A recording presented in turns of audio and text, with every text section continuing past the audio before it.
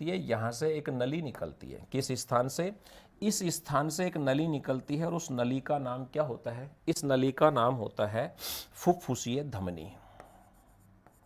इस नली का नाम क्या होता है? इस नली का नाम होता है फुफ्फुसीय धमनी, इसको हम बोलते हैं।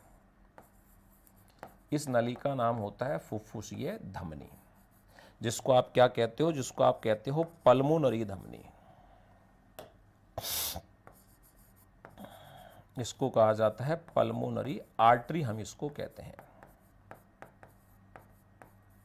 ठीक है। इसी तरीके से इस स्थान से भी एक नली निकलती है और इस स्थान से जो नली निकलती है उसको हम क्या नाम देते हैं?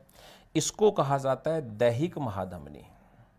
आप सिंपल सी भाषा में तो याद रख सकते हो, इसको धमनी बोलते हैं। या फिर ये जो धमनी होती है इसी को हम क्या नाम देते हैं? धमनी को अंग्रेजी में कहा जाता है अरोटा। इसी को हम क्या नाम देते हैं? इसी को हम एक नाम दे देते हैं दैहिक महाधमनी। इसी को क्या कह देते हैं? इसी को कह दिया जाता है दैहिक महाधमनी। और अगर हम इसी के नाम की बात करें तो इसी का एक अन्य नाम होता है। अन्य नाम क्या होता है? इसको एक नाम दिया जाता है कैरोटिकोसिस्टेमिक चाप। कैरोटिकोसिस्टेमिक चाप इसको हम बोल देते हैं। चाप को अंग्रेजी में कहा जाता है आर्क। कैरोटिकोसिस्टेमिक क्या बोलते हैं? इसको हम आर्क के नाम से हम इसको जानते हैं। उसके बाद यहां पर अगर हम बात करें तो इस स्थान पर दो नलियां आकर मिलती हैं। कहां पर? इस स्थान पर। इस स्थान पर कितनी नलियां आकर मिलती हैं? इस स्थान पर दो नलियां आकर मिलती हैं। कौन कौन? एक तो यहां पर आकर मिलती है अग्र महाशिरा। एक तो कौन आती है यहां पर? एक तो आती है अग्र महाशिरा।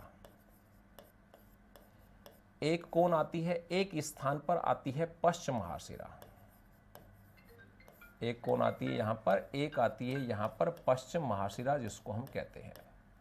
उसके बाद अगर हम यहां बात करें तो इस स्थान पर भी एक नली आकर खुलती है, इस स्थान पर, और उसको हम क्या नाम देते हैं? उसको नाम दिया जाता है पल्मोनरी सिरा, फुफ्फुसीय सिरा।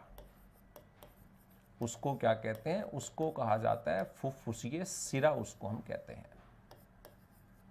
तो ये होती है फुफ्फुसीय सिरा, जिसको अपन बोलते हैं पल्मोनरी वेन, जिसको कहा जाता है।